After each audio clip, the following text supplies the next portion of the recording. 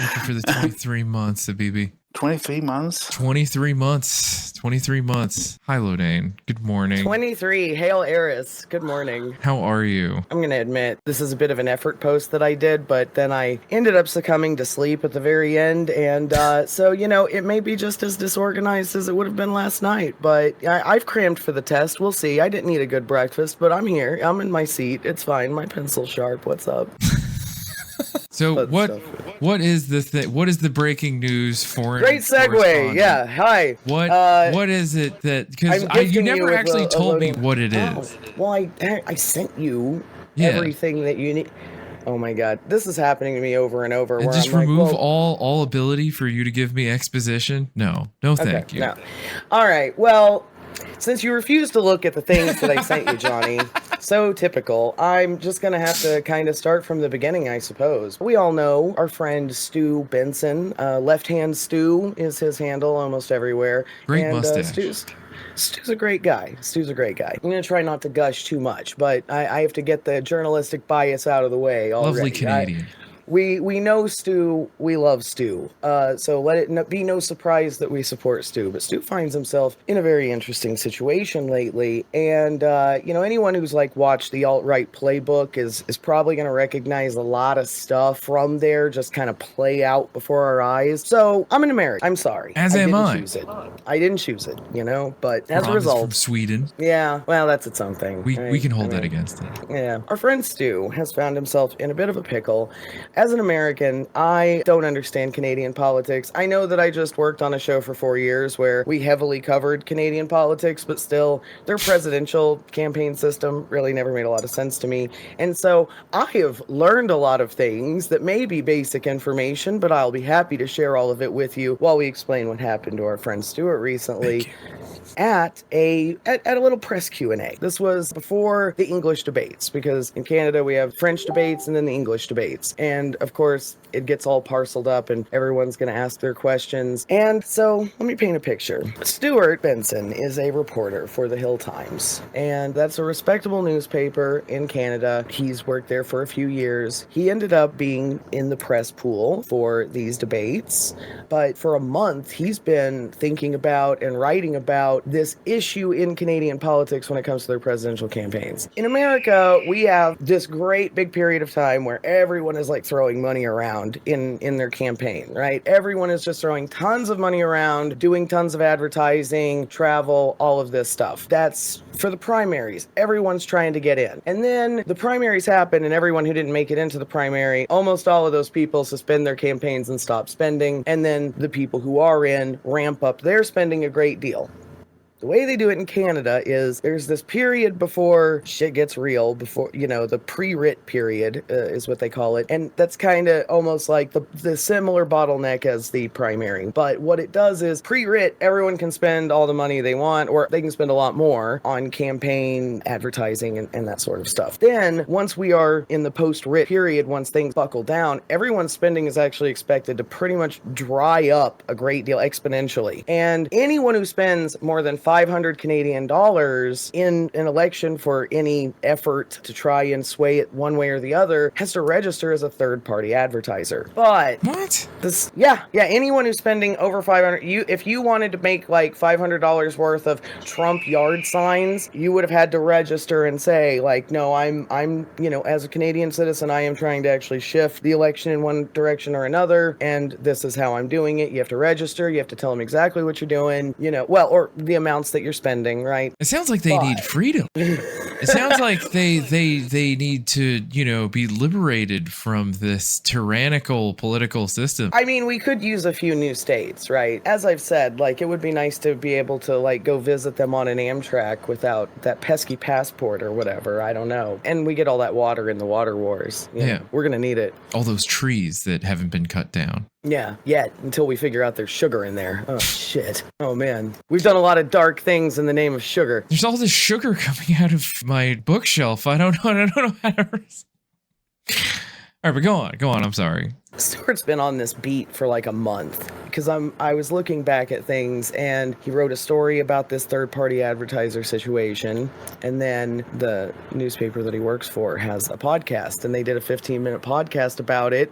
couple weeks ago. All of these debates are happening. He's attending in these press pools. And then this last one that happened, there's a rule where really every newspaper is basically supposed to get like one person. We don't want 10 people from the New York Times there in the press pool. You get one New York Times journalist. Like, this is common sense, right? Right. When this most recent debate happened, there were 5 people from Rebel News there. And since Stu's been on this beat, he's well aware of the fact that Rebel News, first of all, now this is, don't trust this particular little fact because I may have it wrong, but I've heard a lot of people online say that, like, Rebel News isn't even classified as news in Canada because they don't actually put out a substantial enough of news, like a lot of its opinion pieces and things like that. So it's like Fox, where it's like technically not actually news or journalism. Right, but we had to figure that out in a courtroom. We had to actually get that figured out in a courtroom with Tucker Carlson and everything, right? Kind of like, you know, whether or not we can call something fat-free. There's a level, right? You know,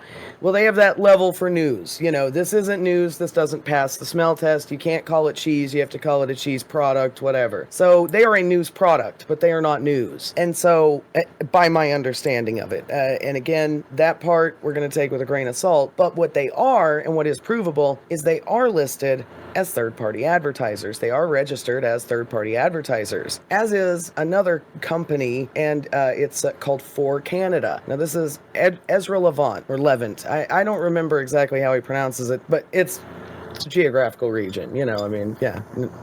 It's a place. That, you know? It's like Jordan, you know? Yeah. So, yeah. But yeah, Ezra owns both. So here he is with 4 of his lackeys taking up seats at this debate, and they all got a lot of questions. Like half the questions, it seems like, went to them. In that French debate, I do remember actually 7 out of 16 questions, if I remember correctly, went to Rebel News. And during this time, they were like grandstanding. They were taking 2 full minutes to just like basically shit on the opposition and gas up the person, you know, before them. Like in a courtroom, they would have been, you know, busted for like trying to testify, you know, as the prosecution. But they didn't really ask substantive questions. They just kind of took up a lot of time and filled the air with nonsense. Ezra, though, you know, if we need an American metaphor, this guy is like a little baby Rupert Murdoch, like a little wannabe. I think of him as like Glenn Beck for, you know, The Blaze. Like, yeah, he's got this little network, but nobody trusts it, really, unless they're pretty far gone. It's beyond Fox, I think. It's more like OANN, probably, you know? Mm-hmm. But they're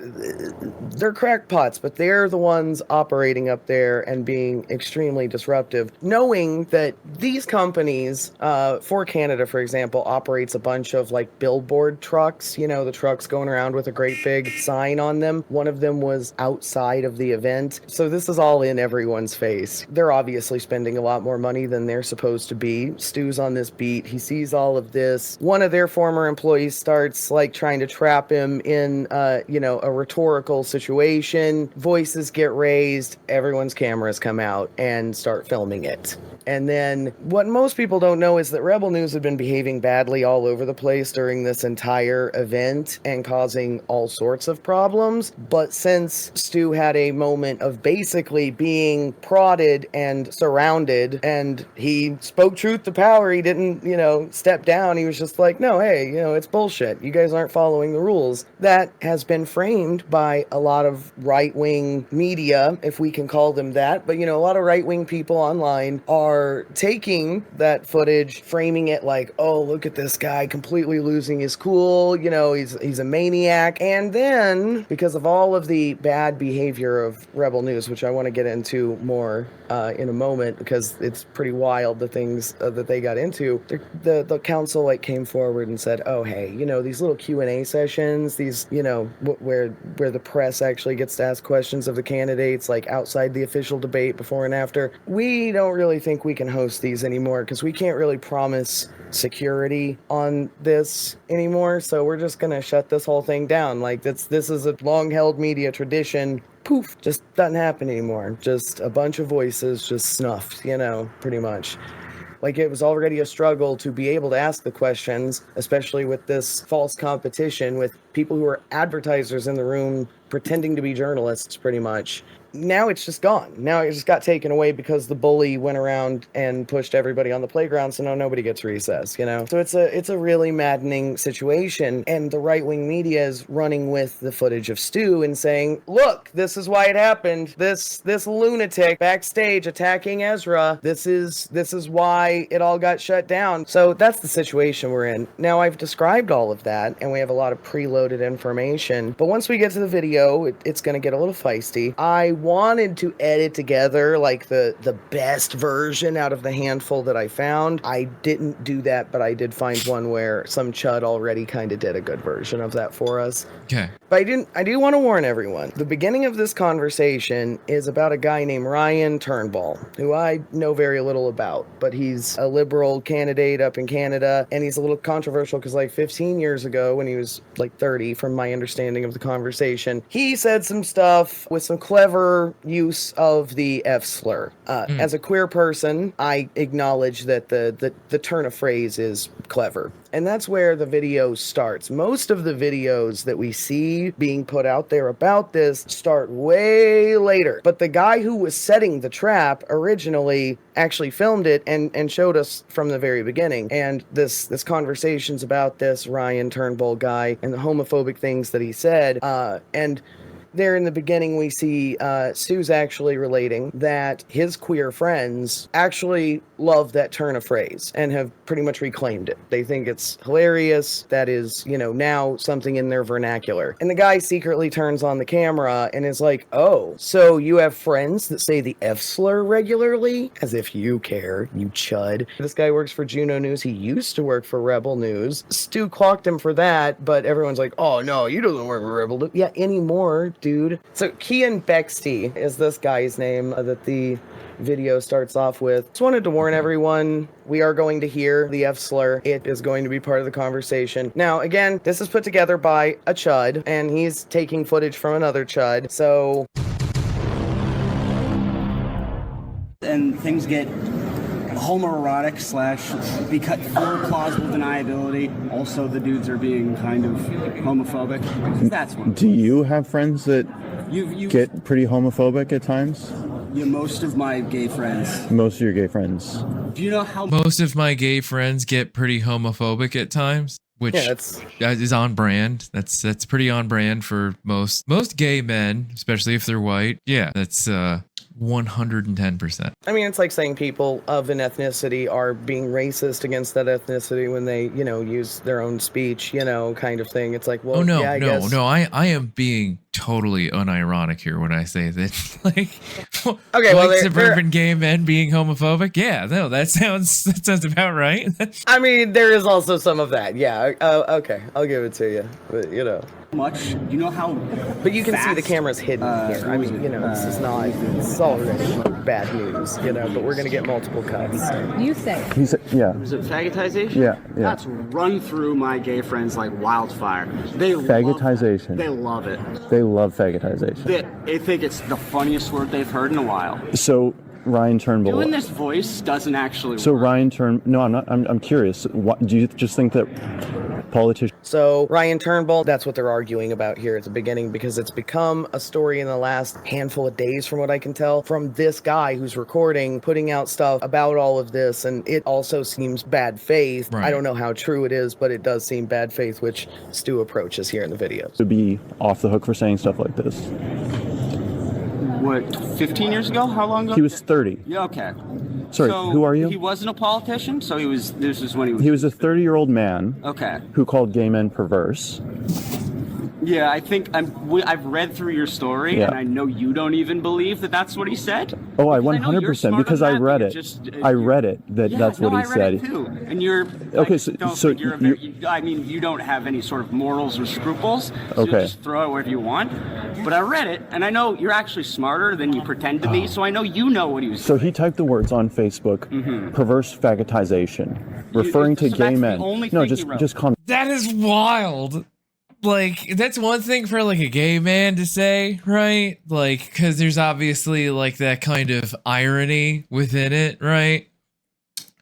But for like a straight white man from Canada, right, who's, saying this on Facebook, and is also involved in politics, it takes on a whole different element. The way they weaponize our kindness and, they make minority people like a weapon. This is an example of that. And, right. And I just wanted to point tokenization. out. Yeah. After we watch this, I highly suggest that everyone just refresh themselves on the old classic. Let it play in the background while you do dishes, because you're just going to be like, oh, I saw like 10 of those things at play here. Like, I wish I could have frozen time and made a little supercut where we just interjected each example, but time didn't allow for that. We're hot off the presses with some scoops from Stu later. So here we go. Just calm down for a second, guys. No, I know, but I want you to be honest. So he said perverse fagotization, referring to homosexual men, and you think that that's an acceptable type of language for politicians to use? Oh, well, he wasn't a politician. No, that wasn't the only thing that he said. Yeah, he said I a read lot. through what he said. He said a lot of extremely homophobic stuff.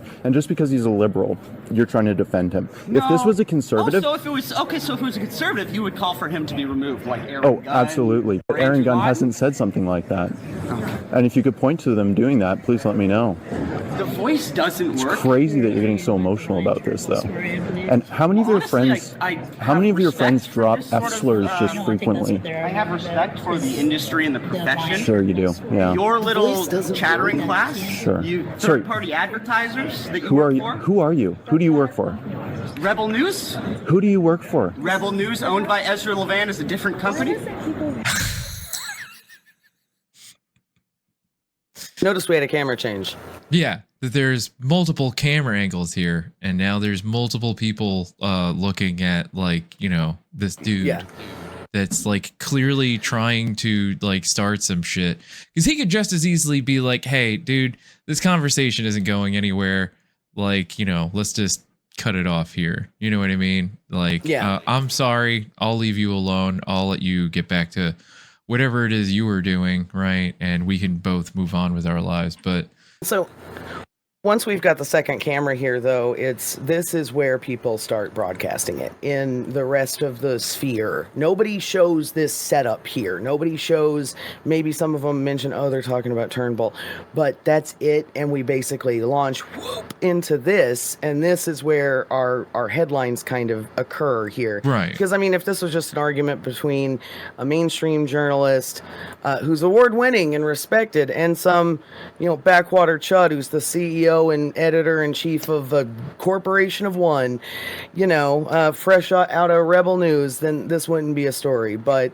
yeah, so it's wild. Like, cameras being present here at this time, recording other reporters, is actually, it's beyond passé. Like, it's kind of taboo. It's not really what you're supposed to be doing. You're not supposed to be here to make stories with the other reporters like that. It's kind of clear just from that alone, we've already breached decorum pretty bad, and that Rebel News and their affiliates, because this guy's still associated with them, they are there to disrupt. They are there to irritate the journalists. Like, this is a provocation. It started before this. There was a lot of stuff before this, but, like, we're just seeing a culmination of, like, these people being outnumbered. And, I mean, you see right now, look, so many people are turned around looking at this, amused, at like, look, this guy's a jackass. The girl next to him, also a jackass. We're about to hear from her. Why are you screaming? So they can stop spreading this information. Is he learning that Keean Bexte is not? Why are you screaming, by the way? Well, I want to make sure the guys filming it over there get the good audio. Good. Can you hear me okay? I have a lavalier Am I mic. enunciating properly? Do you want to put a lavalier mic on and then I can hear? Do you have one set up? You got the levels ready for me? Yeah, absolutely. Because you're clearly not doing any actual journalism while you're here. You're supposed to maintain respectful discourse. It's right here in black and white. Well, when you guys started gaming the rules and threatening to sue because you didn't get your way, I assumed the rules were out the window.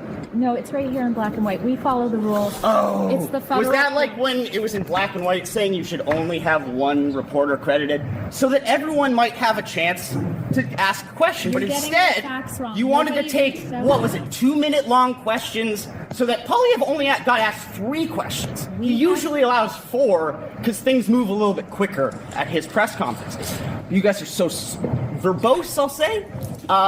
Most of us didn't get a question.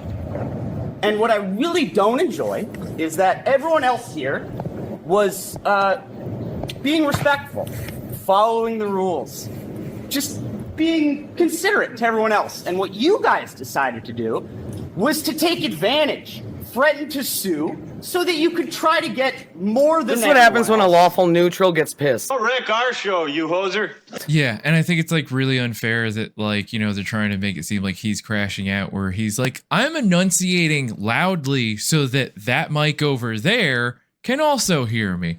Because it's like, you know, clearly like I don't want there to be like, you know, a poor audio version of this where like, you know, you don't hear me clearly and what I am trying to say very clearly. And I think it's important for the other journalists here to know that like there is a tabloid trash, like, you know, fucking, I guess hypothetically a publication here, right? Rather than like a propaganda arm piece of, you know, Poilievre or whatever the hell his name is, right? There's a shitlord Substack is really what this guy is. I mean, you know. Fucking blogger, right? Like, I think that, like, maybe it like, it's really sad that, and maybe I'm wrong, that no other journalist, like, felt like backing Stu up here. Like, this is like, if it's not going to be Stu, it's going to be one of you. Because, like I said, I genuinely feel like this was a situation where he's backed into a corner. If, like, the third thing the guy that said once he got the camera on is, so who are you? Who are you with? Like, there is a story here. There is a narrative here that if we wanted to get dramatic and epic with it, this is a historical moment that is happening in Canada. There have been effects from this. Like, an actual journalistic tradition has closed. A democratic process has closed because of all of this. What is really happening is we've got, and, you know, as a teenager, I would have been on the wrong side of this, but, like, if you present it like this, you've got mainstream media in a war, basically, with these upstarts that think they can just write whatever they want, and no, we're the mainstream media, we're the ones that ask the questions here. How dare you consider yourself press just because, you know, you also are telling your version of the truth to people. But, like, it's not that romantic. Like, these people are disinformation artists, they are disruptors. I mean, look, I respect the game if they were on my side. Like, I actually still hate breaches of, I'm still a little lawful neutral, I still hate breaches of decorum and stuff, and sometimes I have to work past that, but, like, this is brilliant. It's a coordinated effort. I have to admit, like, they're effective. That's the one unfortunate thing I can keep saying about the right wing over and over and over is, damn, they're effective, right? I think that the effectiveness is that the left is consistently put into a position where we have to defend, namely because I talked about this on Friday. We don't have any platforms of our own. We don't have any real mainstream sort of widespread journalistic platforms of our own. We constantly are having our ideas, our thoughts, our beliefs explained by people that do not share them on these massive platforms, whether we're talking about news, television news, printed media, doesn't matter. The point is that a majority of the time, the things we believe in, the things we are saying, and we can go back to defund ICE, defund police during George Floyd. We can go back to the situations, the numerous situations happening during COVID. We can go back to the college protests. We can go back to the ongoing genocide in Palestine, and anybody that so much as not even has the same beliefs as us, not even believes as strongly in the things that we believe in, is immediately shut down as a extremist. That's part of the issue here, is that here is somebody that is trying to report on these things, right? To be able to ask hard-hitting questions, right? To that whole, sounds kind of goofy saying it, but like speaking truth to power, or at least asking. I've already said it once. Yeah. No, I'm with you. Questions. We are shut out from being able to actually like be seen as actually quite sane, quite competent, actually quite agreeable opinions for the vast majority of people. You know, it seems like having any optimism does almost feel like getting libbed up these days, you know, and that sort of thing. I gotta say, like, the whole speaking truth to power thing is the one thing that I thought of the majority of the time that I watched this footage. And there's a mechanism at work that we're going to witness, and that is whether or not how you view this footage is going to be based on whether or not you value value truth tellers, like whether or not you value people who are actually painstakingly telling the truth, like that now we know, like I've given you guys the setup, you know he's been on this beat for a month. Gave you the too long didn't read version of the numbers, but you know, he was on this beat forever and then sees this come in, these people who, like I said, got 5 seats. His newspaper got 1 seat and he's the one who got it, and I don't think he even got a question in, you know, like the last time. So not everyone got questions. Half of them are going to these clowns, you know. Right. And he knows that they are advertisers. At this point, he's just like, no, this is outright corruption. The actual council that's supposed to like fix this stuff, the people that are over the debates themselves are not actually doing anything. They're doing no internal policing here. They're giving in to threats of litigation. I don't know that an actual lawsuit happened, but there were threats of litigation. Ezra says that that's not true, but then also later says, oh no, we lawyered up. We had to fight, you know.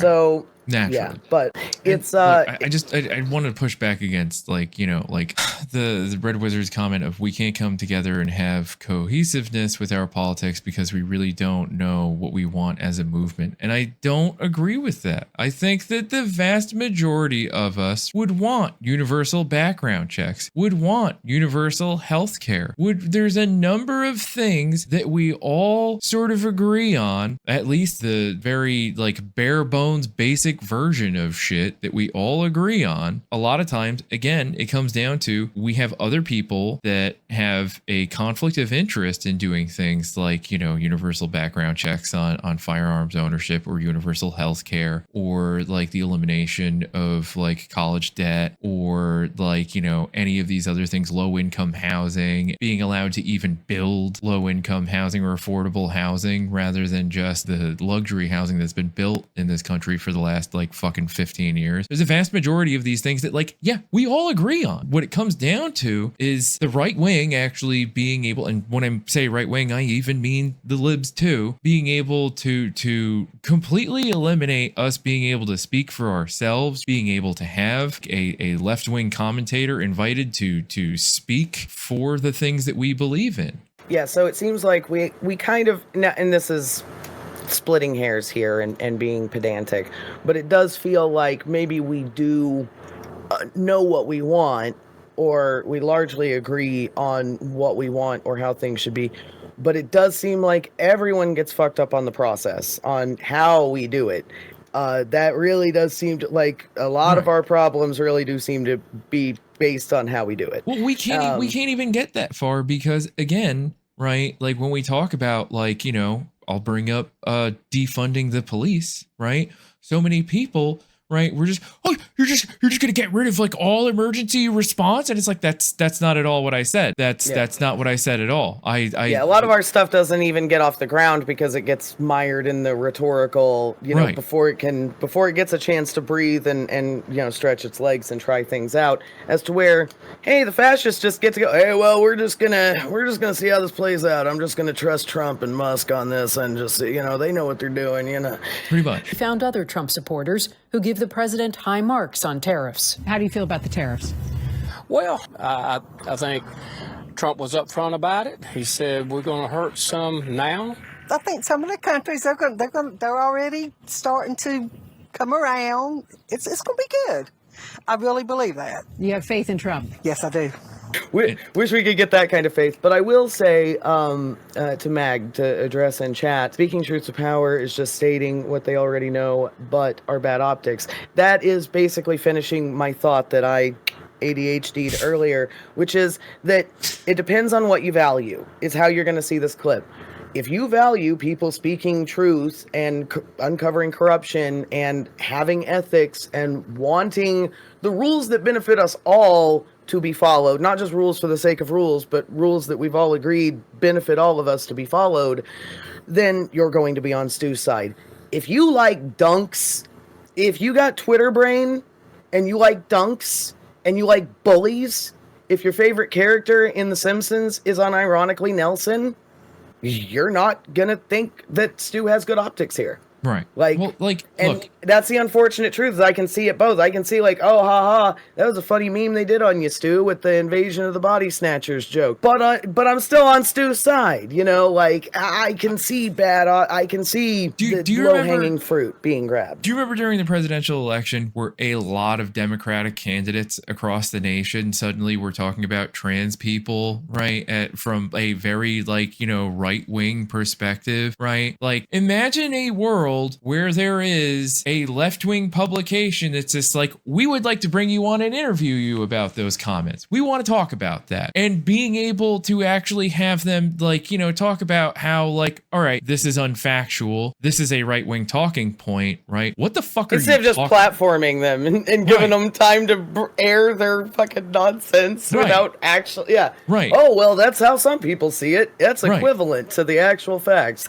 Right. Like, you know, we talk about how like, you know, the failure of what the fuck is it of the whole electoral process, right? A majority of the electoral process at this point is a popularity contest. It is a contest of media and who is going to ask you the most like softball questions and who is going to give you the most amount of airtime to be able to just trot out the same speech as always. Whereas if we had actual left-wing publications had the same kind of reach as things like, you know, MSNBC, The Washington Post, Fox News, or fucking like any of these other major media outlets. Like, come on, we talked about this when we first started this show. We went over in inventing reality. Like a large part of the issue is a lot of the major publications, a lot of the things that invent the reality for a lot of Americans, right? And a lot of people around the world, but I'm talking specifically about America, right? A lot of the things that manufacture the consent is via the media. And the point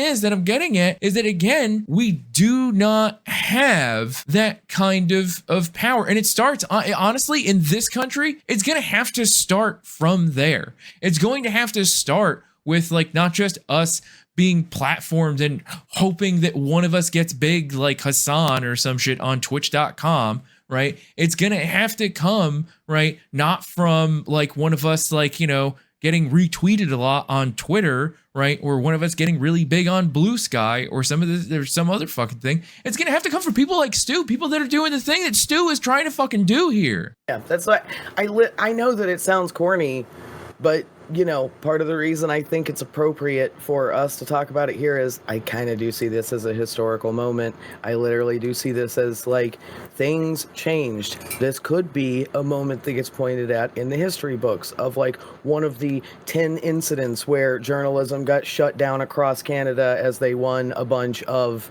seats, you know, for the fascist parties and things like that. I'm being a little dramatic maybe, but then again, that's the kind of stuff I have seen noted historically during terrible things like, you know, the events of the shutdown of Weimar and things like that. Dude, you know, hear it in like your fucking, freshman year of high school when they go over the Kennedy-Nixon, like, you know, presidential debate where Nixon looked like a sweaty fucking pig compared to, I guess, the angelic JFK.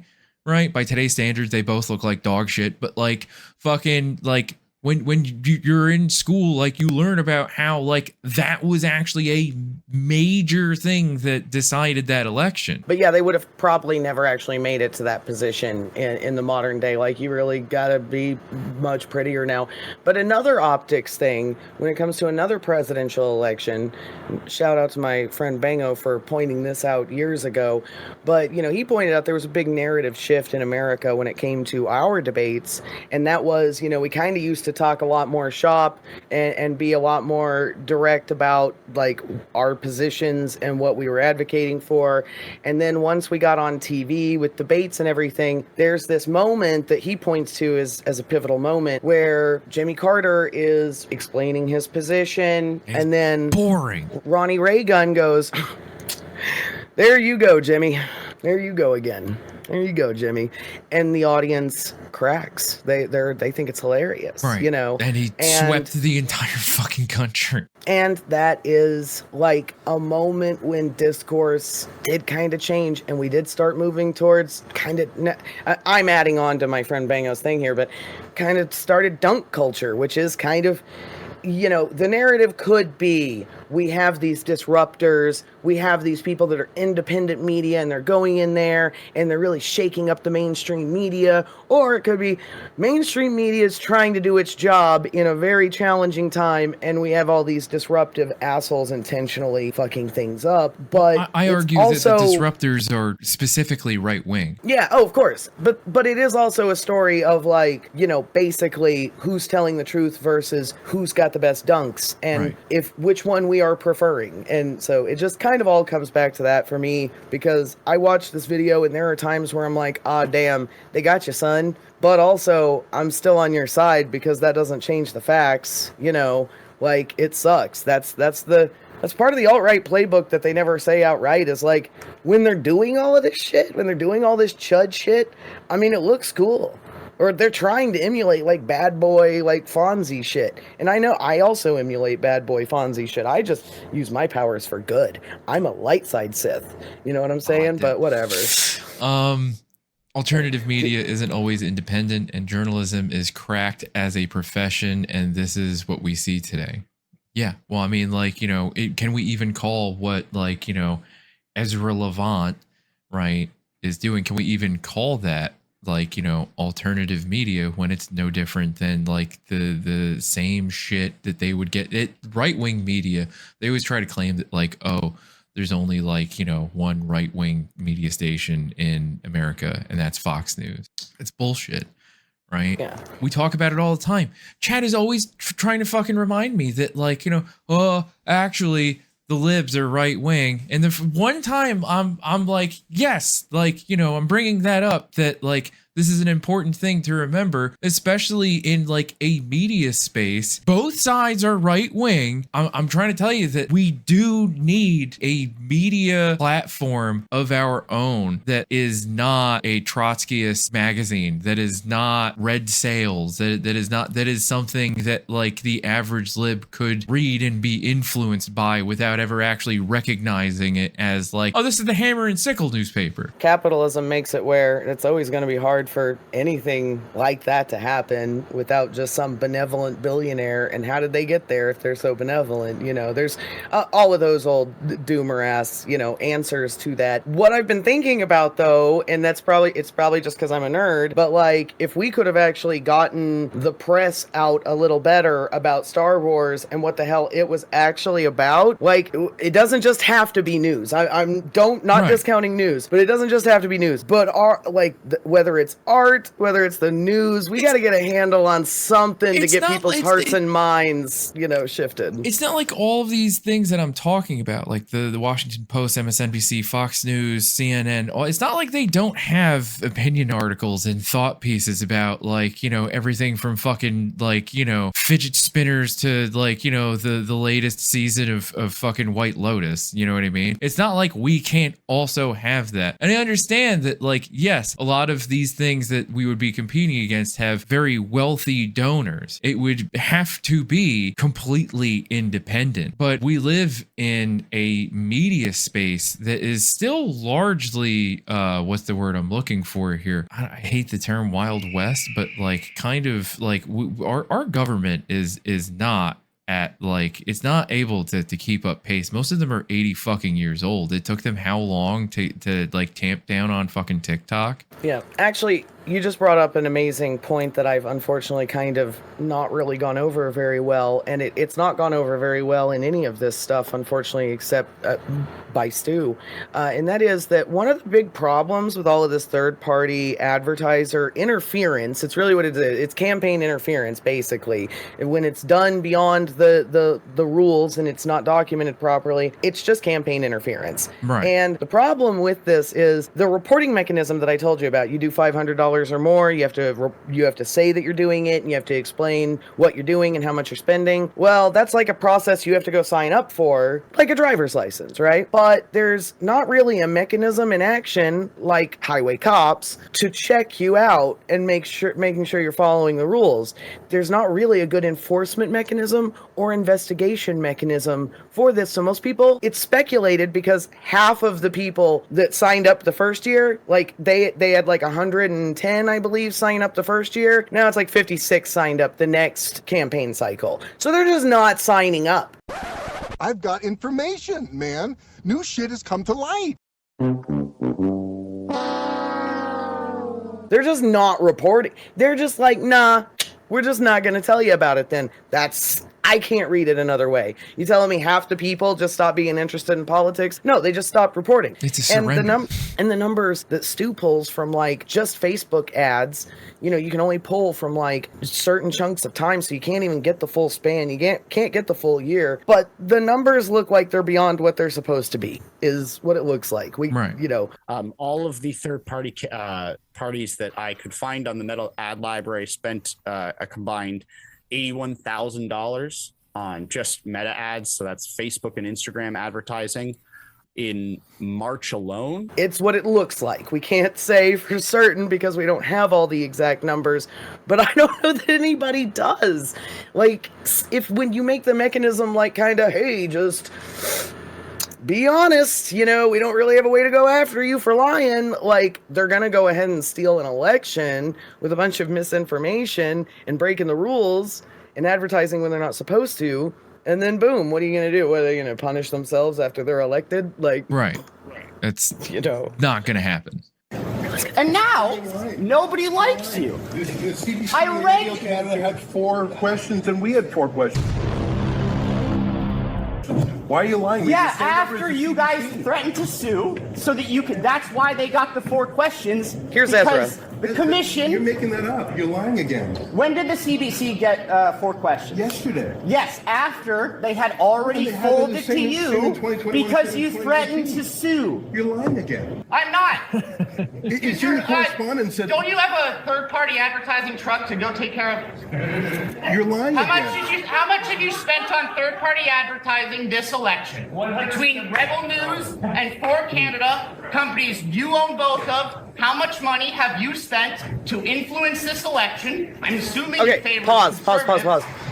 Sorry, there's a delay, so we're a little bit off. But when he's like, how much money have you spent? And you heard someone like yelling numbers in the background there, Stu actually told me who that was. Yeah, that was an actual Canadian journalist, but his name's Justin Ling. But he was actually shouting those numbers out, backing Stu up like an alley-oop, basically, just like in the moment when nobody else was actually backing Stu up here. And nobody talks about who that guy is. I got that piece of information from him directly. So shout out to Justin Ling. I don't know exactly who or what I'm shouting out there, but shout out to Justin Ling for actually helping our friend Stu in this moment by having the numbers right there and being able to recite them in the moment. Over the last 24 hours to bring in limits to what independent journalists can do. You mean third-party advertisers, Ezra? Can you talk about the $180,000 we're spending to do advertising, voter contact, both through For Canada and into Rebel News Network Limited? See, you're wrong on that, and that's what concerns me, is that For Canada is a different group. It was registered. It's made $170,000 to Rebel News Network Limited. Is that not true? You're getting your facts wrong, Justin. I want to make sure you're careful. We were actually. What a beautiful thing. And I'm going to say, the chuds who put together this video, all of the other videos I have, the sound is actually garbage. Stu was right. They weren't going to pick up anything. And so what it actually is like all of these people being like, no, we're supposed to be decorum. Oh, hey, did you have friends that say the F slur? And he's like, yeah, what? Hey, yeah, make sure y'all get me. And it does make it sound like he's like raving mad. But this cut, they did a great job. These chuds did a great job putting this video together, letting us hear a lot of the little bits and bobs that we don't hear anywhere else. I'm telling you guys, you're getting a better version of this story than any conservative did unless they're one of the 6,000 that watches this particular chud. Like, because this is primo. Like, I stopped editing one together once I found this one. I was like, well, not really gonna beat this, you know? Yeah. So like once he's in it, right? I think like once he started enunciating, I'm not gonna call it shouting. I think he was enunciating for like the cameras. The adrenaline's up. Yeah, they were clearly recording him, and it's like, this is not going to diffuse. This is not going to diffuse easily. And if I back down now, like I'm just going to look foolish, right? Yeah, so this is the moment. It's fight or flight. And here's the thing, like I said, everyone cuts in and starts it, making it look like he's shouting at Ezra from out of nowhere pretty much, or that he's bullying this guy behind him, and Ezra comes in like a hero and speaks up. Now, imagine, guys, you're a journalist.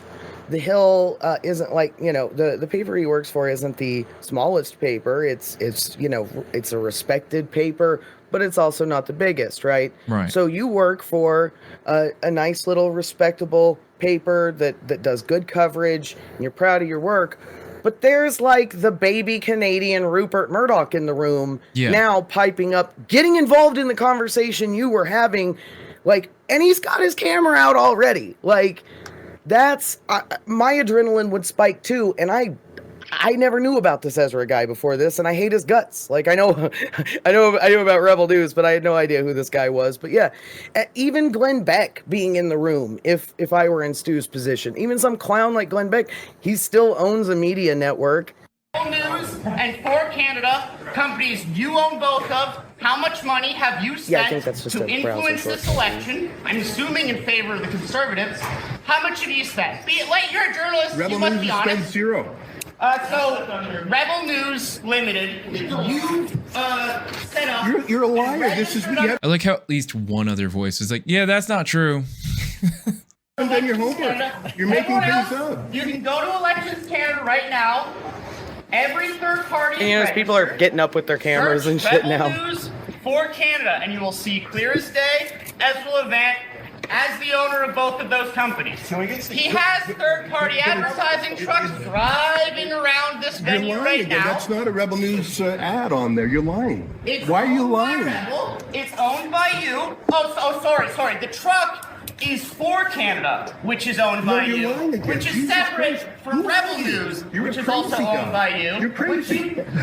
You gotta control your emotions. One by one. Control your emotions. So, I'm just enunciating. You're out of control. He is speaking from the diaphragm, okay?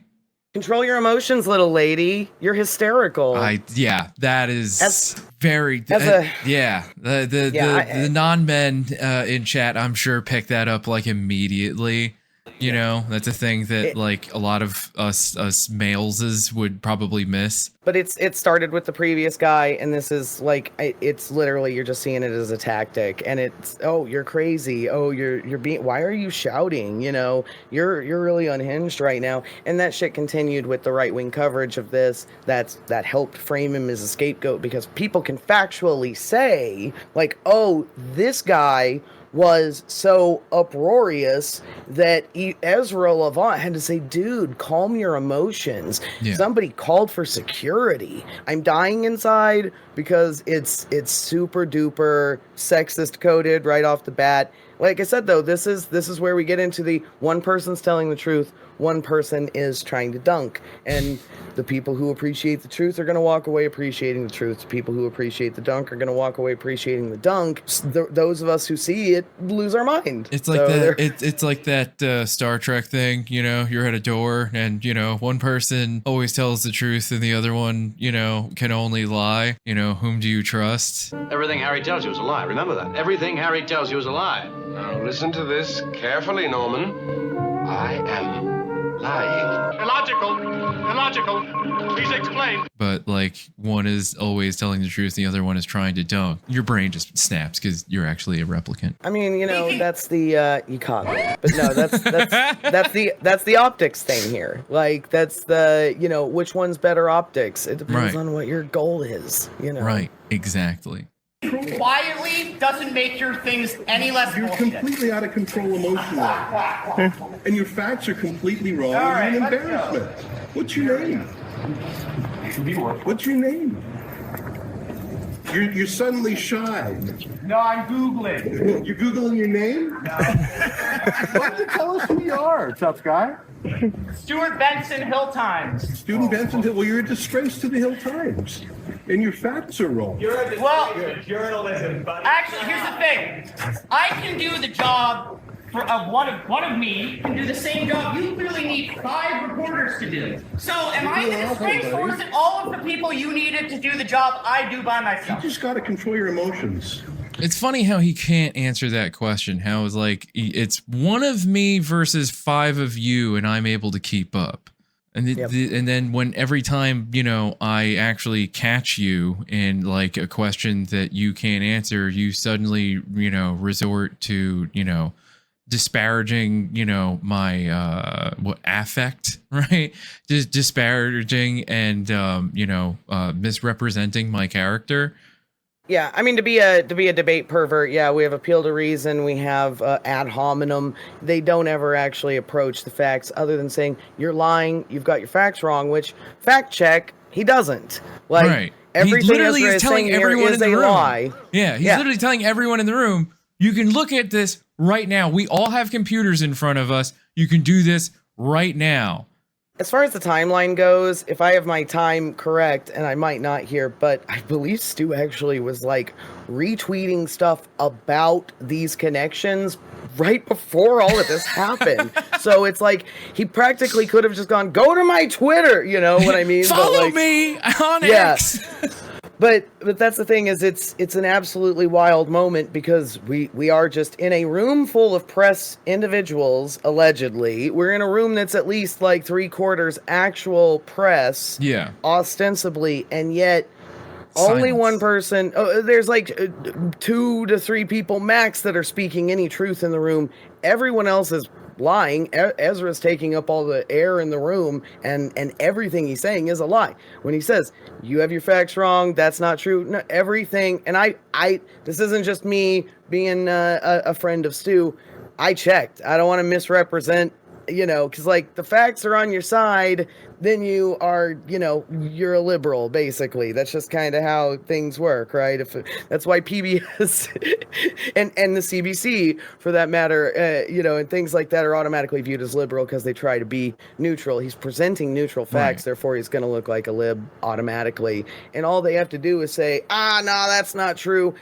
If facts don't matter, then unfortunately facts don't matter. But he is 100% speaking the truth. And the reason they got 5 seats is because they threatened to sue. Right. And so that's not exactly following the rules either. And yeah, like I said, if anything, you are bending the rules in your favor, right? And like, here's the other thing, and I know chat is probably gonna probably get a little pissy at me for this one, but what I like about Mehdi Hasan, right?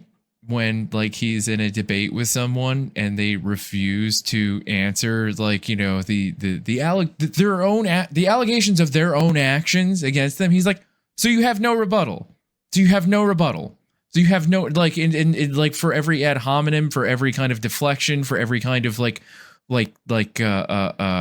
worming like kind of thing that they try to do to wriggle out of having to answer the question, he's like, okay, so you just refuse to answer. And I kind of wish that Stu just like had that to be like, or anybody else in the room had the fucking, like, you know, wherewithal or balls to be like, so you have no rebuttal to any of the things that he is saying, because like, I'm pulling it up right now. This is just, it's like the fucking Smiling Friends meme where it's like, oh, this is true. This is 100% true. Everything that he's saying is right. Yeah, and it's, like I said, the people who want to go and look up the facts afterwards are going to realize that, but then there's blood in the water, and everyone finds it more attractive to cover, you know, the fight, the incident, like, which, of course, you know, hey, we're covering it too, but trying to fact check throughout the whole thing and not just making it well, one side said one thing and one side said the other. Who knows the truth? What do you think? You know, there are facts, and being someone completely foreign to all of the Canadian stuff, I had to go look it all up and make sure I wasn't going to misrepresent everything. And yeah, like, Stu's 100% right. There's really not even conjecture. Like yeah. So yeah, let's watch the exciting end here, and then we can briefly discuss the other rows and rows that happened here. You're just out of control. Rebel News Out of control. Network Limited, March 27th, registered with Elections Canada, name of applicant, Ezra Levant, mailing address, Edmonton, Alberta, T5JOK4. I wonder where that would have been. T5JOK4. I wonder what that postal code. Well, you certainly got a tiger by the tail.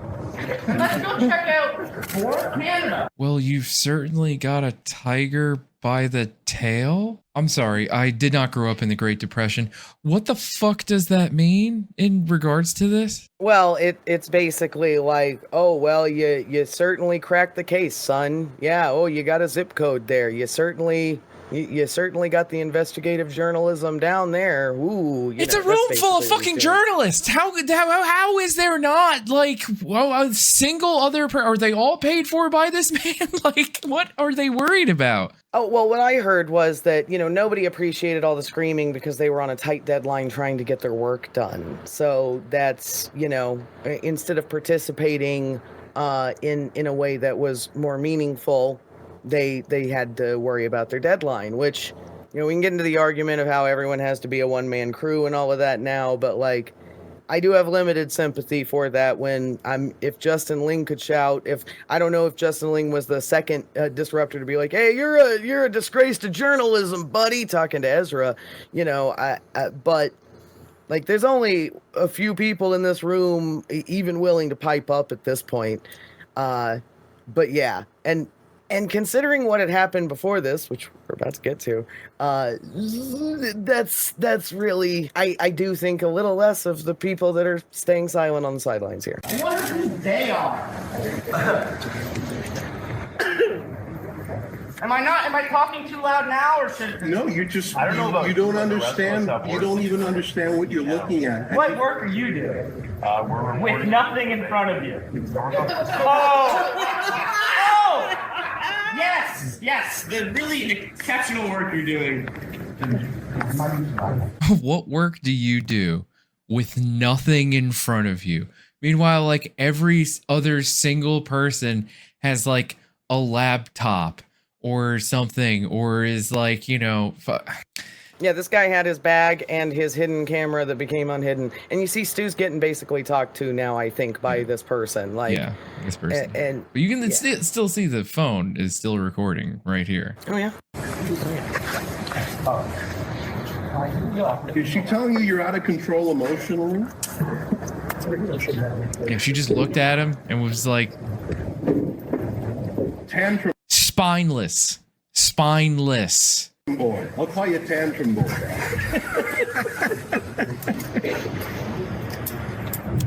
What happened right before this, basically, that I've been alluding to, is the CBC, which, for Americans, our best analog here is going to be like if you blend PBS and NPR in a blender. It's funded in a similar way, partially government. A lot of it's just people. For a lot of people, it's like some of the only broadcasting they got if they're out in the sticks. And it's treated by conservatives there a lot like how PBS and NPR are treated here, which is defund that shit. Oh, it's liberal derb, so it's telling me inconvenient things about the right-wing conservative politics that I enjoy. Yeah. So Stu, this is kind of our sort of a scoop here, because David Cochrane is like a respected traditional media guy. Best I can come up with is like, our Ezra Klein or Amy Goodman type working for one of those stations. I got permission. This is a locked post, but it's just because he doesn't want to unlock on Twitter. And Stu said that this has already been said publicly, so we can show it. CBC was broadcasting live from the event, and David Cochrane was accosted by Ezra and his cronies, and they started harassing them while they were live on the air, like trying to do a takeover of their stream, basically. And they had to go to tape. They're like, hey, do something about these guys. And the cowardly, I'm going to call them cowardly debate commission was like, well, no, no, you guys are on commercial. We're not doing anything. They weren't. They were off the air for multiple minutes, like had to go to tape because they could not continue. And I mean, they're right there saying Rebel News is like, yeah, no, we're here. They want us to get kicked out. No, we're not leaving. No. And that wasn't just them like, we're not leaving the venue. It's we're not leaving the place where we are disrupting their stream. For the old heads in chat who remember the RNC back in the day when TYT was there and Alex Jones stormed the set with Roger Stone, that is almost identical to this scenario, only it's not TYT. It's like Amy Goodman, right? Getting like, mugged by these fools. What the fuck's his name? The fucking push the vote asshole. He's gone fully like off the edge. He like vote or die, Diddy, yeah. Yeah, he was like, no, not Diddy. God damn. No, yeah, Diddy was there, right? No, what the fuck is his name? Jimmy Dore, right? Was like literally saying to Alex Jones, like, fight me right now, right here, right now. Because like I think like Alex started like yelling at him and like spit sort of flew at him. Yeah. Well, no. So what happened was, because I have every single angle of that fight that ever existed, and I almost went full like that on this too. Like I almost went a little wild with the video, and but I've wanted to put out like a 4-frame version of the whole fight just so everyone can see it. And one of the things that you see in only one of the versions is you hear Alex Jones being like, he spit on me, da da da da da. Oh, that's and then you it. see, It was the other way you see around. Jimmy Dore like weasel around the group and come to a guy who's filming, and he's like, did you? And Jimmy Dore's holding an iced tea. Ostensibly it's iced tea, but it's supposed to be tea. And he's like, did you just spit your tea on him? And he's like, maybe I did. Yeah. Well, it's such a weird moment. Everything about that whole fight, that whole scrape is hilarious. It is. I really should put together the quad view of it so everyone can see, especially by today's angle. standards and where all of these people are at now politically and just like in the world. Yes, the world needs that right now.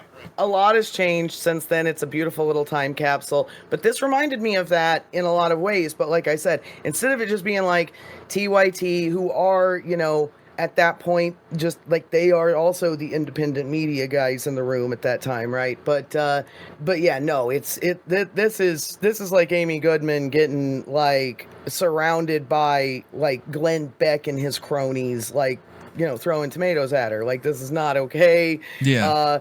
That's messed up. So, like I said, Ezra was causing a lot of disruptions. He also got in a little argument with a guy named Ethan Cox from Ricochet Media. I guess Ethan has an issue or something going on where he had some kind of spasm or tic, and like he was made fun of in the moment by Ezra. Like, because of that, like, it's real nasty stuff. But he's the one, Cox is the one who actually pinned that he told him to his face, you made this place a circus. You've turned this whole thing into a circus. Look at all of you. What journalistic rationale is there to have this many people in the room? What journalistic rationale is there? There's not 13 of us. Yeah. There absolutely are 13 of you. There absolutely are. I saw Keean Bexte coming over to Ezra throughout the debate. Keean Bexte, who supposedly has a different media outlet, was taking direction from Ezra. You're wrong. Keean Bexte doesn't work for Rebel News. So why did he come over to you 3 times for direction during the debate? He showed you he showed you his phone, and he took direction from you during this debate. So I don't think that Keean Bexte is independent of you. I don't believe that. Keean, because we're friends? We're not allowed to talk to people? He's shaking. Which is much less than the CBC has. You've got to control your emotions. I know you don't like me or Rebel News, and that's okay. But what I don't like, Ezra, is you preventing us from being able to ask questions on behalf of the public. How have I done that? You created a circus here before this debate started. Questions that you created a security incident. You created a security incident before this debate started. That guy from the Hill Times. When you got into a screaming match with people before this debate started, and that's the justification that has been used to cancel the Q&A. And that has kind of stuck with the people that are reporting this honestly and reporting the whole story. The circus storyline, that really has kind of stuck. But unfortunately, on the other side of the aisle, Stu is a madman is the other storyline that's stuck. And the security issues that are at play here were clearly actually Rebel News going around and causing these security issues. Right. But they get to frame it like Stu's the security issue. We go in there thinking like journalists, and many of the people in there are journalists, but others are just Antifa with a press pass. Also, if Stu is the madman, what is it to be saying? Yeah, well, I'm with you there, but this isn't subversive philosophy. No, I'm kidding. I do have, if you want to look at Cochrane and CBC's coverage of some of this stuff, like immediately after, there is, I'll send you the link. Here you go. The tweet says, after the scrums canceled due to scum. After the scumbags hijacked the post-debate scrums last night, they were canceled altogether tonight. What they did was an attack on our democracy. They robbed us all of having party leaders answering real questions. Hashtag fuck Levant, CDN Poly. And a situation last night that I know we've been reporting on, but also tension in the room and confrontations that were happening between journalists. And so once that started unraveling, we started to get word that this was what was going to happen. And of course, there was a scrambling to find out if it was true or not. That is a sick mullet in the background, by the way. We did get confirmation, but now we actually got official confirmation from the head of the commission that the scrums are. Look at that thing. That is a mullet, all right? That is a don't you break my achy breaky heart. Like fucking like full blown, like, you know, it is 1985 mullet. The Cyrus family has a lot to answer for, but that mullet is definitely a big part of it, along with those acid wash jeans. I'm just saying. So, Karina, just one last thought, just because people at home may be wondering, why are people still there then? I presume people are just filing their stories and hoping somebody else is going to go to a microphone. People are under the gun from their bosses to get that shit fucking, you know, posted before they leave if they expect a paycheck. A scrum is like a Q&A. It's basically a Q&A. Yeah, it was a relatively new term to me as well. Apparently, it's like originally a rugby term or something. Yes, but it's like a Q&A. Yeah, they could just say Q&A. They don't have to call it a scrum. I think they're just committed to using this fucking silly word. I mean, we have a lot of silly words. I can't really hold it against Canada is just committed, okay? I don't know how much hope there is, to be honest. I think people feel like they're pretty certain that that's not going to happen. Although there was an altercation between journalists at the microphone earlier. There certainly was one earlier at one of these media tables. And before that, there was another one, because there is a lot of frustration with these scrums being canceled, that cuts off access to journalists who want to ask questions on behalf of Canadians about what we saw in the debate, about points that were raised by the leaders, and now that isn't going to be able to happen, or at least not easily and not here. And so there is some blame being thrown around about whose fault that is to have created the situation and this tension that led to this situation. But yes, people still have stories to file in, whether they're digital or radio or television. And so people haven't made an exodus yet, even if there are no scrums to be held here tonight. I hear that. Lots of work to do. All right, Karina Roman from inside the Maison de Radio Canada. Oh, shut up with your fucking francophone nonsense. All right, and we're doing the next one too? Yeah, they're all just a few minutes long, but this one's going to be, that one was foundational, this one's a lot more meaty. And then the last one's going to be much shorter. It's going to be the announcement itself from the council. There are, just so people understand, there are a series of police officers stationed behind us. What is this Excel spreadsheet jacket here? What is, explain. Explain.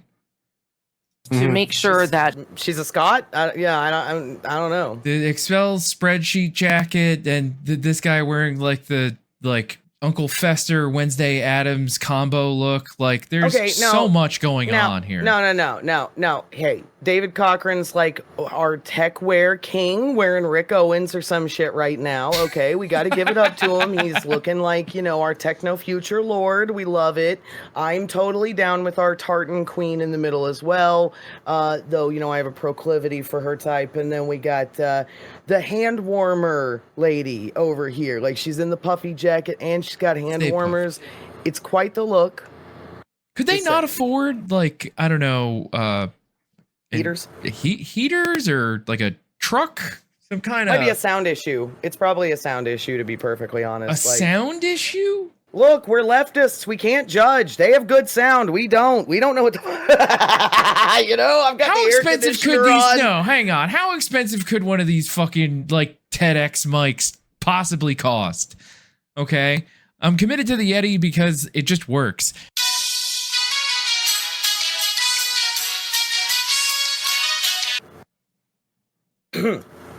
Remain safe and that the media get out safely. They were not altercations between journalists inside the media room, and there was no altercation between journalists that happened on David's set. These were right-wing people that publish their own agenda and websites who confronted journalists inside the media center, who confronted David on his set, who directly and personally confronted me inside the media center. These are people that the commission decided to accredit, and that is where we are now. The situation deteriorated quickly in terms of how those people were behaving inside a professional media center where you were supposed to be doing your job. And that has left us with no scrums and a strange security situation on a night where we should be focused on the things that you want to ask us about. It certainly didn't look like this last night. Just one point on that. We are inside a secure perimeter. You have to go through screening processes that involve the RC. Why do they always say processes? That's how I processes. No, it's one of those things where it's just like, I know you're Canadian because you pronounce process weird. This set we were on, they came in with bomb-sniffing dogs, searched our bags to make sure everything was safe. That's to make sure the leaders are safe and everybody in here is safe. And for whatever reason, the way this evolves throughout the day and yesterday, the Montreal police are here putting up caution tape, escorting people out. And the leaders of Canada's 4 parties who were able to participate in this debate, because they, what was the phrase, didn't feel they could provide or guarantee a proper environment, they're not going to take questions from journalists. And look, I know not everybody thinks it's all about us, but it is an important part of the ritual of elections and democracies and accountability. And it is part of the stress test that these leaders go through as they seek to lead this country, you know, and spend your tax revenue and make laws, and some serious things being discussed there tonight about criminal justice and using the notwithstanding clause.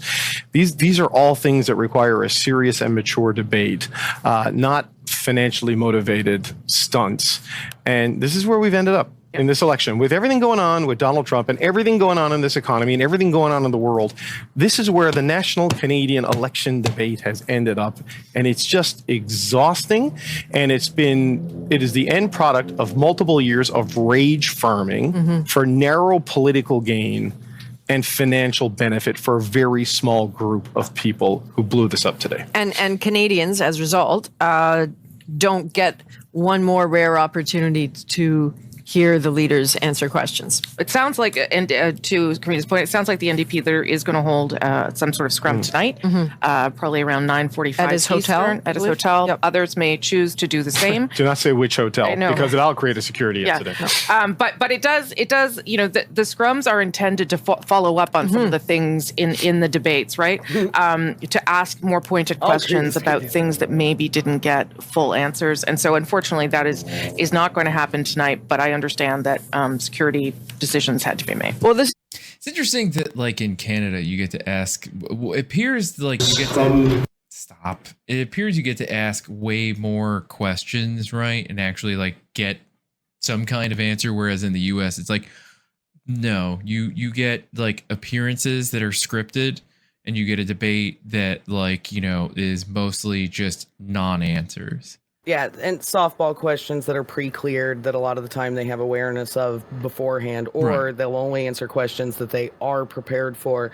But that's another aspect of all of this, is when the finances are supposed to go down in the whole election cycle here, the post-writ section, that's when a lot of people focus on things that are basically cheaper and more organic. That's where a lot of our, or seemingly organic, where a lot of our authentic moments happen, and they try and make them go viral. Like, for example, Bernie with the bird landing, right? Yeah. That's the kind of moment that Canadians would love post-writ because it's basically free.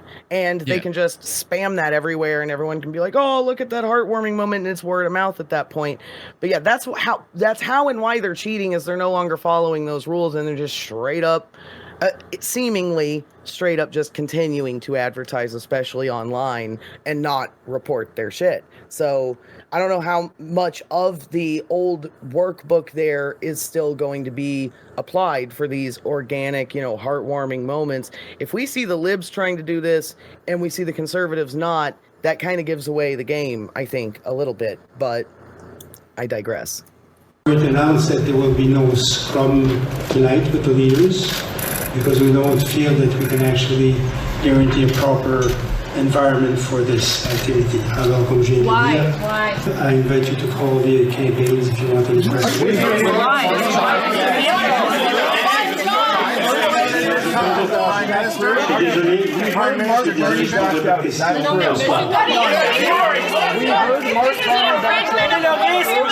This is your one job. Okay, so if you couldn't hear him, and totally understandable if you couldn't, he basically, Michel Cormier there said, there will be no scrums. And then people were unhappy. Your thoughts on what's going on here? Yeah, Mr. Cormier said that they couldn't guarantee a proper and safe environment for the media. That is because the commission allowed people who are not part of the media, who are right-wing activists, to come in that room and act as though they were members of the media. It made for a very fraught environment, and there were a number of conflicts that led to the fact that this is where we ended up tonight. Well, look, I don't want to litigate the specifics of it all, but I just want to say democracy is fragile. It's not guaranteed, and it has to be fought for and protected, not just on the big moments like leaders' debates, but on all the small moments in between. The rage farming that has gone into politics is corrosive, destructive, and toxic, and it is disrupting the norms and the values of civic virtue in this country. And it boiled over tonight. Temperature needs to come down. Okay. All right. Thanks. Thank you both. Rosie, we're going to see you again. Sure thing. Poilievre's Ezra Levant, Rebel Media poked the bear, so now hopefully CDN Media will start doing their job. I mean, like, that's the other big thing here, is that they should have been doing their job, like, when Stu was, being ridiculed for bringing up facts. Rebel News owner Ezra Levant was mentor to Poilievre, whatever the hell his name is, says author, the Timu Trump from Canada. Pierre Poilievre campaigned for Ezra Levant in Calgary riding nomination. I don't know what that means, but here is Ezra Levant, founder of Rebel News, the guy that was, basically trying to find any way to call Stu a hysterical woman without, just saying that.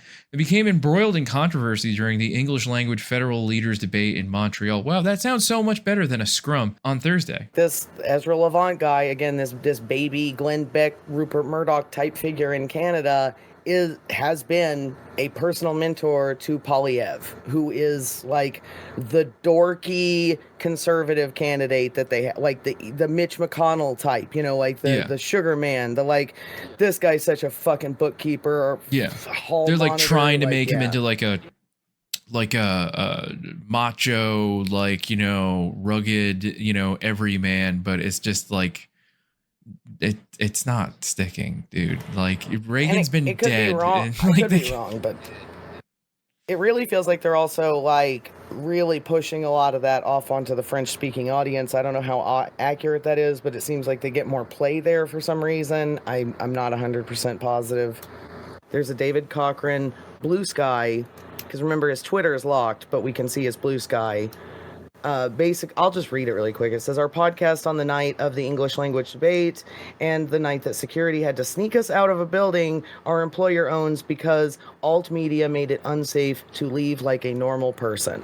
So after we saw David Cochrane there, our techware villain, right? After all of that coverage, those people that we just saw talking about all of that had to be snuck out of their employer's own building because of all the alt-right like media weirdos that were around making it dangerous. Right.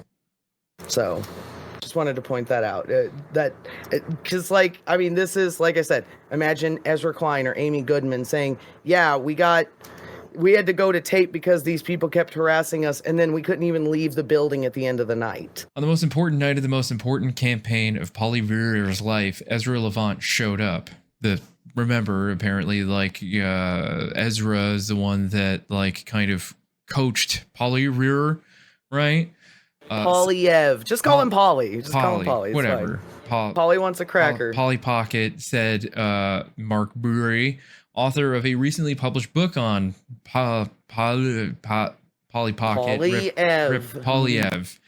Ripper. Is the title of the book, in an interview with CBC News. If things hadn't derailed, Levant would have probably been dominating the questions himself that night, and that would have been really something to have this come full circle after 25 years. Levant said in a written statement to CBC News that he has not read Burry's book or spoken to the author, who Levant described as pushing a political agenda. What the fuck do you think you are doing, sir? You're covering a presidential election, no? Or is it president or prime minister? What do they have again? What? Yeah, I mean, it's half a dozen. Whatever. What? Quote, I haven't had any meaningful dealings with Polly in nearly 25 years, Levant said in the statement. Polly was a volunteer on my campaign. Sure he was. I myself was still in my 20s. I don't doubt he learned from that campaign, but I don't know what teaching I was doing other than being the candidate and working with the team. CBC News asked the Conservative Party if Polly still considered Levant a friend, and if there had been any discussions or coordination between the two around election communications. Quote, no, your insinuations are false. Conservatives are focused on our own campaign to bring home Canada's promise, lower the cost of living, axe taxes, build homes, and make Canadians safe for a change, said the statement. Worked to get Levant elected. In his book, Burry writes that Polly became part of a, quote, historically important clique at the University of Calgary that, quote, became a large part of the core of the modern conservative movement, end quote. This group included people like former Alberta Premier Jason Kenney, law professor Benjamin Perrine, and journalist Levant. Polly and Levant would end up working closely together, even co-authoring a Calgary Herald op-ed in 2002. He's taking his Shahada, I see. Conservative leader Pierre Poilievre speaks during the English debate on Thursday. Burry said that Poilievre was in his early 20s when he joined a team that included Levant behind a push to have Stockwell Day lead the... Is Stockwell Day a person or a holiday? I'm assuming that it's a holiday. I doubt that it celebrates Dean Stockwell, though it should. Wait, no, I think it's a person. Stockwell Day lead the newly minted Canadian Alliance. Is it Doris Day's son or something? A party with Western populist roots, read conservative, crypto-fascist, white nationalist, continuing indigenous genocide roots that eventually merged with the Progressive Conservative Party to become today's Conservative Party. The Progressive Conservative Party is an oxymoron. You can't be both. It's either progressive or conservative. You can't you're trying to progress back to something doesn't make sense. Day one, 2 steps forward and 1 back, right? Yeah. Day day one, they won the leadership of the new party in 2000, defeating Preston Manning, who founded the Reform Party. Day soon lost the 2000 federal election to John Trahetyan's Liberals and resigned his post in 2001. Poilievre and Levant had their sights on another goal. Poilievre began campaigning to help Levant, then a young lawyer in his late 20s, become the Canadian Alliance candidate in the riding of Calgary Southwest, which Manning held but would soon vacate on his retirement in January 2002. Look at that. The funny thing here is, though, that like pointing out who people's mentors are, I think is always important, but that may be because of the side of the political spectrum I come from, because I immediately thought of Brett Kavanaugh. Who did he serve under? Who was his mentor? Ken Starr. Right. If y'all are old enough to remember the pervert of Ken Starr, that really explains a lot about Brett Kavanaugh. Who was, and to go after a liberal, who did Hillary Clinton work under? Barry Goldwater. You know, that's the thing, is like, this is the kind of thing that never hurts conservatives. It can hurt liberals, but who someone came up under is always relevant. I don't care how long it's been since you talked to them. That could be for a very good reason, you know? You're a member of the secret society. Don't ever have a conversation with me publicly again. Good day. You know, I don't... He goes on to say, Poilievre was working for Ezra. Poilievre was his media manager. Poilievre was the one putting together TV commercials, billboard ads. They spent a lot of money, said Brewery. On one TV commercial featured Poilievre and his current campaign manager, Jenny Byrne, with Stockwell Day's grandchild posing as an Alberta family. Oh, that's wild. I'm so glad my name is pronounceable. I think it may be a contributing factor to being evil. This ad, along with the details of Poilievre's work for Levant in the riding nomination campaign, is also recounted by a second book, Pierre Poilievre, A Political Life, written by current conservative candidate Andrew Lawton. Despite running about 80 radio... Lawton. I know that one. We have one in Oklahoma. Lawton. It's the weirdest town we have. Lawton. It's where Maynard served when he was in the military, you know.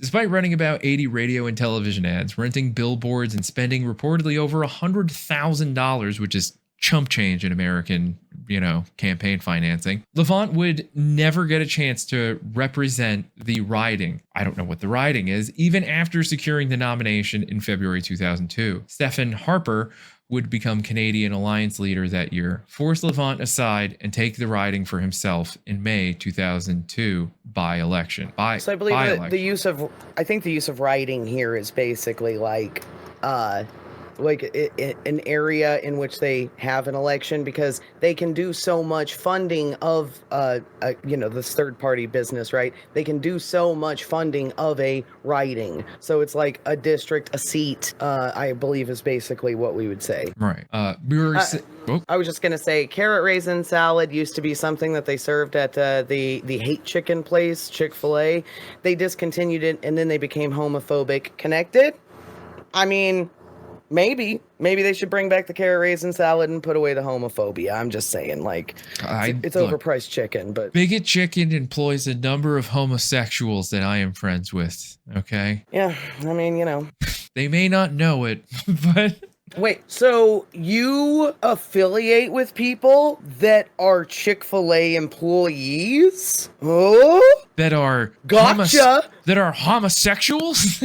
Oh, you know a bunch of homosexual homophobes? That's interesting. No, I would give me your job at Juno News. Homosexuals desperate for money to pay for rent. Poilievre got to go from basically a college politician to running a real campaign, making big decisions, spending money, he said. That must have helped him to really move ahead of people his age and his generation of political people. He's a staffer, and soon after, runs and he wins. He obviously earned his spurs on that. A quarter of a century later, Levant and Poilievre's paths again crossed in Montreal, but this time, Brewery said it was Levant campaigning through his registered third-party advocacy entity for Canada, paying for a truck to flash messages, attacking Carney, while rolling around the debate venue. Levant said that Rebel News, quote, attends all leaders' debates every election, irrespective of who the leaders are.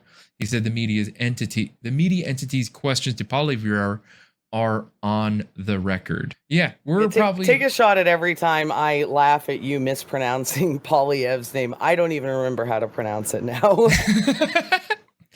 Poilievre. Yeah. I'm a child. I am a child. I can't. That's why I'm like, no, it's Poilievre. Don't do this to me, Poilievre. No, it's chuckle fuck the whole time. it's Poilievre.